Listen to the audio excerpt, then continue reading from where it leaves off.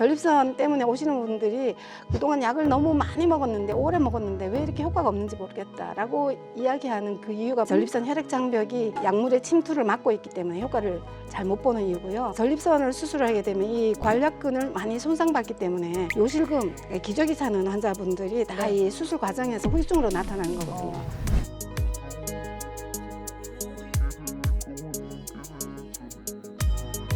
우리 몸에 뭐 혈액순환 혹은 어떤 대사작용을 통해 가지고 다양한 독소들이 늘 생겨나고 있거든요. 쉽게 이야기하면 우리가 섭취하는 것 이외에 몸 밖으로 빠져나가는 모든 것이 다 독소를 배출하는 그런 과정이라고 보시면 됩니다. 소변도 있고요, 눈물도 있고 또 이렇게 머리카락이 계속 길어지는 것도 사실은 독소를 배출하는 경로 중에 하나거든요. 대변도 마찬가지, 땀도 마찬가지인데 그 중에서 사실은 가장 중요한 것이 사실은 소변이라고 볼 수가 있습니다. 혈액 내에 있는 다양한 독소들이 거쳐서 결국은 소변을 통해서 몸 밖으로 배출되면서 혈액이 깨끗해지는 그런 효과를 나타내고 있습니다. 그래서 다양한 형태로 우리 몸이 눈물을 통해서도 그렇고 땀을 통해서도 그렇고 이렇게 몸 밖으로 배출되고 있는데 문제는 우리 몸에서 전립선이 약간 예외적으로 이런 노폐물이 한번 생기거나 어혈 같은 게 생기거나 축적이 되면 잘 못 빠져나가는 특성이 있다는 것을 제가 오늘 좀 말씀을 드리고 싶고요. 네. 그걸 어떻게 해결할 것인지에 대한 말씀도 좀 나누려고 합니다. 자, 그렇다면 이 중에서 독소가 가장 많이 쌓이는 곳 좀 따로 있을까요? 독소가 배출되는 게 다른 장기에서 현저하게 떨어지는 곳이 두 군데가 있는데요. 네. 첫 번째가 전립선, 두 번째가 뇌. 사실 이 두 가지의 이 기관은 우리가 나이가 들었을 때 전립선 환자가 왜 이렇게 많이 늘어날까? 그다음에 나이가 들면 왜 뇌질환이 잘 치료가 되지 않을까? 해부학적으로는 안 보이지만 혈액의 흐름상으로 보면 전립선을 막고 있는 혈액 장벽이 있고 뇌에도 뇌혈액 장벽이 있습니다. 그래서 일반적으로 많은 분들이 뇌혈액 장벽이 BBB 장벽이라고 해서 많이 알고 계시는데 오늘은 BBB 장벽하고 똑같은 개념으로 전립선에도 BPB 장벽이라는 게 있다는 장벽이 있어서 이 기능을 잘 보호하려고 하는 것이다. 이렇게 이해를 하시면 될 것 같습니다. 전립선이 사실은 요도의 관략근의 보조 역할을 합니다. 상부 요도라고 해서 방광하고 만나는 부분이 그 관략근이 있는데 이제 수술을 조심해라 이렇게 적혀 있잖아요. 그러니까 전립선을 수술하게 되면 이 관략근을 많이 손상받기 때문에 요실금, 기저귀 차는 환자분들이 다 이 수술 과정에서 후유증으로 나타나는 거거든요. 그래서 전립선이 잘 보존이 돼야 된다라는 말씀을 드리고요.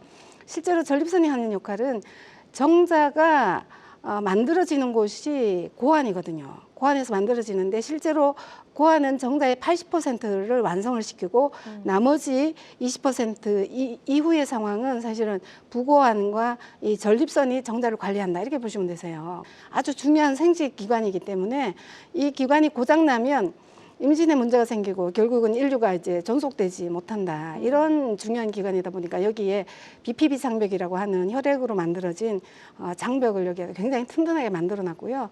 이것 때문에 임신은 잘 될 수 있지만 사실은 이제 노화 과정에서 이 부분이 이제 질환을 일으키는 중요한 원인 중에 하나가 됩니다. 지금 표에서 보시는 것처럼 이 혈액 장벽 때문에 약물의 침투가 잘 안 돼요. 지금 전립선 때문에 오시는 분들이 그동안 약을 너무 많이 먹었는데 오래 먹었는데 왜 이렇게 효과가 없는지 모르겠다라고 이야기하는 그 이유가 분명히 이 전립선 혈액 장벽이 그 약물의 침투를 막고 있기 때문에 효과를 잘 못 보는 이유고요. 그다음에 혈액순환도 다른 데 비해서 혈액순환이 잘 안 되다 보니까 노폐물이 일단 생기면 못 빠져나가는 거거든요. 그래서 혈액순환을 방해하는 그런 역할도 이 전립선의 혈액장벽이 가지고 있는 문제점이고요. 마지막으로 일단 이 안에 노폐물이나 어혈이나 염증 같은 게 생기면 이 장벽 바깥으로 나갈 수가 없기 때문에 계속 누적이 되는 문제가 생깁니다. 그러다 보니까 전립선이 비대해지는 이유 또한 이 전립선 혈액장벽 때문이다. 이렇게 이해를 하셔서 이거 어떻게 해결해야 되지? 이제 그 문제가 이제 우리의 숙제라고 볼 수가 있죠. 예.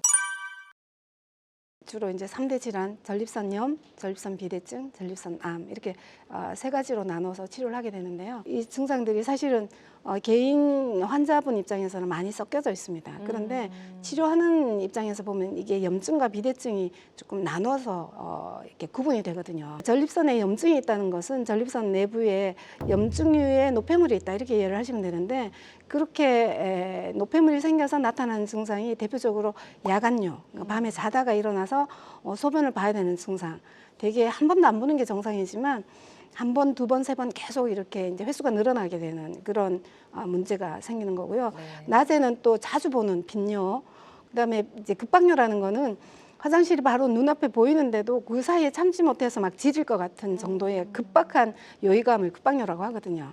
그다음에 통증, 불쾌감인데 이 두 가지 증상은 이유 없이 계속 그 생겼다 없어졌다 하는 그 골반 주위에 아니면 전립선 주변에 이런 불쾌한 증상들이 나타나는데 이게 염증이 가지고 있는 특성이다. 그래서 전립선염으로 구분한다라고 이해하시면 되고요.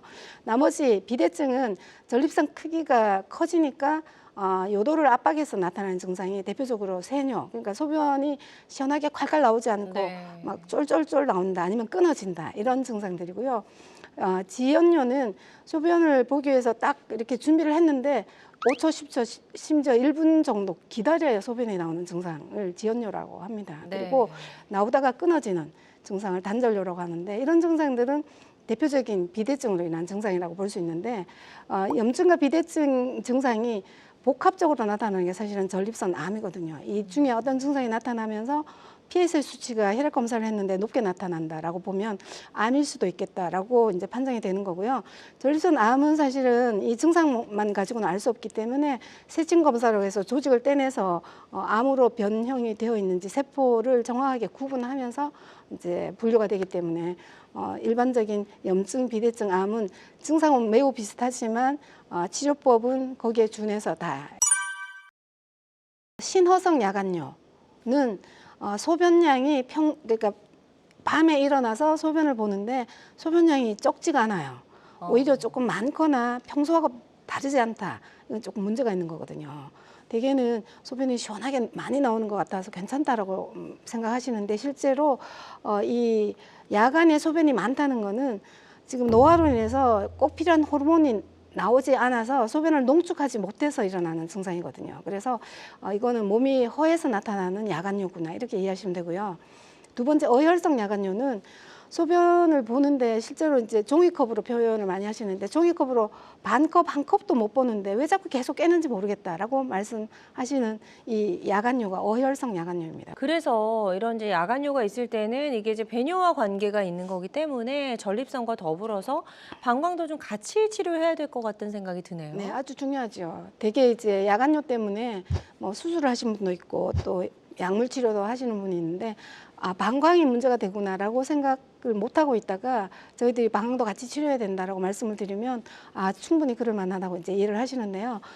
방광은 사실은 항상 소변을 이렇게 머금고 있고 필요하면 배출을 시키는 그래서 굉장히 탄력성이 중요한 근육질로 되어 있거든요. 근데 여기에 소변이라고 하는 노폐물이 항상 고여 있기 때문에 점막, 개그층, 이 보호막인데요. 이것들을 자꾸 자극을 해가지고 얇아지고 과민해지고 하면서 이 문제가 생기는 게 사실은 야간뇨나 급박뇨, 빈뇨의 중요한 요인입니다. 그래서 방광을 건강하고 깨끗하게 회복하는 게 지금 전립선 질환을 치료하는 것 못지않게 굉장히 중요한데요. 지금 이제 그림에서 보시다시피 정상적인 방광벽은 이렇게 매끈하다 하면 비정상적으로는 이렇게 조금씩 패여 있어서 조금만 자극을 받아도 방광이 뭔가 이렇게 조치를 해달라고 하는 신호를 보내는 게 그게 빈뇨, 야간뇨, 급박뇨라고 볼 수 있거든요. 그래서 네. 방광을 잘 치료하는 것도 전립선 질환을 치료하는 데 아주 중요한 요소입니다. 양방과 한방을 비교를 해보면 양방은 사실은 약물 치료가 있지만 되게 약물 치료에 한계가 있기 때문에 대부분 수술로 치료한다라고 이해를 하시면 되는데요. 절제술, 결찰술. 절제술은 절제하는 거죠. 전립선을 거의 껍질만 두고 다 이렇게 파내는 쪽으로 이제 절제하는 거고요. 결찰술은 내버려 둔 상태에서 이제 묶어서 결찰한다 이런 의미인데 이런 결찰술을 가지고 하지만 비대증 같은 경우에 이게 크기가 계속 커지고 있는 상황에서 이렇게 해서는 수술 이후에도 계속 커진다는 문제 때문에 사실은 임시적인 치료다라고 볼 수가 있기 때문에 저희들 한방 치료에서 어떻게 치료하는지 제가 지금 설명을 드려보겠는데요. 가장 중요한 게 사실은 전립선을 청소해내서 전립선 내부를 깨끗하게 만들고 혈액순환을 잘 하게 만드는 그 치료법이 한방에서 하고 있는 약물 치료이자 비수술 치료입니다. 근데 네. 그렇게 되면 이제 깨끗해진 요도가 지저분하게 이렇게 막혀 있다가 요도가 충분히 확보되는 그런 효과를 볼 수가 있고요. 그다음에 혈액순환이 잘 되기 때문에 방광이나 전립선의 근육의 근력이 좋아지는 그런 결과를 만들 수가 있어서 네. 아주 비수술 치료지만 굉장히 근본적인 치료다라고 볼 수가 있죠. 이 전립선은 어떻게 청소한다는 건지 궁금해하실 것 같아요. 예, 많은 환자분들이 전립선 예. 청소가 뭐냐 이렇게 이제 많이들 질문하시는데 전립선 청소는 전립선 안에 있는 노폐물을 청소해서 소변으로 배출시키기 때문에 눈으로 보이는 그런 치료법인데요. 이제 약물을 복용을 해서 소변으로 배출시키는 그런 청소요법이다라고 이해하시면 됩니다. 네. 근데 이게 소변으로 어떻게 배출이 됐나 우리가 좀 확인하고 싶잖아요. 가능한가요? 네, 맞아요. 환자분들이 이런 사진을 보내주시는데 이게 이제 오. 양변기, 그러니까 물을 내리면 변기 모습이네요. 빠져나가는 양변기에 네네. 이런 노폐물들이 빠져나와 있는 그림들인데요. 이 어. 전립선은 남성의 그 여러 기관 중에서 가장 많은 지방 조직을 가지고 있기 때문에 여기서 배출되는 노폐물들은 물에 녹지 않은 지방 성분을 가지고 있습니다. 그래서 네. 실제로 배출이 되고 나면 충분히 사진을 찍을 수가 있죠. 물을 내리기 전에는. 이렇게 소변과 함께 배출되는데 이런 경우에 당연히 노폐물이 많으니까 이제 거품도 많이 보이는데 네. 자세히 보게 되면 사람마다 색깔, 모양, 뭐 크기 다 다른데요. 이렇게 청소를 반복해서 하다 보면 나중에 이 노폐물의 색깔도 굉장히 맑고 깨끗하게 바뀌는 걸 알 수가 있습니다. 자, 이번에 만나볼 분은요, 시술을 받으셨고 그 이후에 또 재발한 경우네요. 네, 이제 결찰술이라는 게 전립선 크기는 그대로 있는 상태에서 임시로 이렇게 금속 실을 가지고 이렇게 잡아 당겨주는 거거든요. 그러면 우선은 이제 요도가 확보가 되는데 시간이 지나면 전립선 기제가 계속 자란다고 말씀을 드렸잖아요. 네. 잘라내도 계속 자라요. 그러니까 결찰을 해도 시간이 지나면 점점점 또 자라나고 더 빨리 커지고 하니까 1년이 지나고 나서 오히려 더 이렇게 압박되니까 절제 수술을 하면 좋겠다라고 권유를 받았던 분이시고요. 네. 그렇게 해서 이 수술은 더 이상 못하겠다. 그러면서 이제 오셨는데 이 증상이 야간요가 서너 번 있었고요. 급박요도 또 있었어요. 그래서 공항버스로 가다가 리무진에서 2번이나 막 캐리어 다 내리고 이렇게 막 소라는 2번이나 했기 때문에 네. 더 이상 미룰 수 없다 이렇게 해서 오셨는데요. 이분도 청소 치료를 하고 나서 야간요, 급박요, 소변 줄기 지연요 이런 증상들이 다 잘 회복됐던 분입니다. 네. 핵심적인 내용은 전립선의 혈액순환이 안 되는 거다라는 거를 딱 개념을 잡으시면 돼요. 전립선염은 20대부터 관리를 하셔야 되고요. 전립선 비대증은 40대부터 관리를 하셔야 되는데 혈액순환이 잘 되려면 체온 관리가 정말 중요합니다. 그래서 몸 안쪽에 있는 신부체온이 떨어지면 혈액순환이 안 되기 때문에 운동을 많이 하는 거 굉장히 많이 도움이 되고요. 네. 따뜻한 물에 목욕을 그냥 운동하듯이 일주일에 2번씩 꼭 하시고 찬 음식 많이 드시지 마세요. 네. 요즘은 뭐 이렇게 해가지고 아이스 아메리카노 아주 유명한데 이런 탄 음식 드시면 체온이 떨어지고 혈액순환이 안 됩니다. 그리고 운동 종류가 허벅지 위주의 운동, 그러니까 하체 운동을 하시는 게 정말 중요한데요. 그래서 계단 오르기라든가 아니면 등산이라든가 이런 운동이 굉장히 중요한데 이 골반 저근이라고 하는 근육이 풀어져야 혈액순환이 잘 되거든요. 골반 저근은 우리가 의자에 앉았을 때 엉덩이가 딱 닿는 부분이 이제 골반 저근인데요. 이 골반 저근이 딱딱해지면 안 돼요. 그래서 골반 저근을 부드럽게 만들어주는 그런 게 필요한데 자전거 운동은 예외적으로 하시면 안 돼요. 자전거 타기 하시는 분 꽤 많으세요. 네. 하체 운동에 좋다고. 맞아요. 근데 자전거 운동 하시면 골반 저근이 긴장하기 때문에 굉장히 해로운 운동이라고 보셔야 되고요. 케겔 운동도 많이 하시는데 사실 케겔 운동이 이 골반 저근을 긴장시키는 그런 효과가 많이 있어요. 그래서 전립선염 환자들은 케겔 운동 하시면 안 되고 전립선 비대증은 다소 도움이 된다. 이렇게 이제 운동에 대해서도 좋은 운동, 나쁜 운동 꼭 가려서 하시면 좋겠고요. 네. 음식은 찬 음식 절대 금지입니다. 찬 음식 드시는 거 정말 안 좋고요.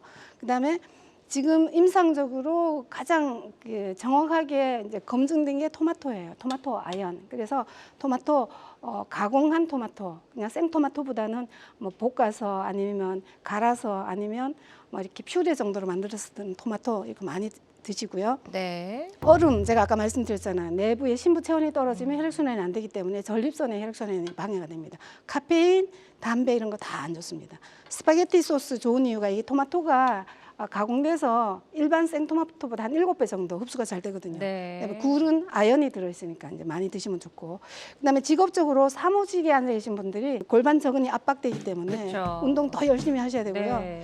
그다음에 혈액순환에 관한 부분, 운동, 찜질방, 사우나 이런 것들이 전부 다 혈액순환에 전립선이 네. 중요한 이런 내용이니까 이렇게 개념을 딱 잡고 실천하시면 될 것 같아요.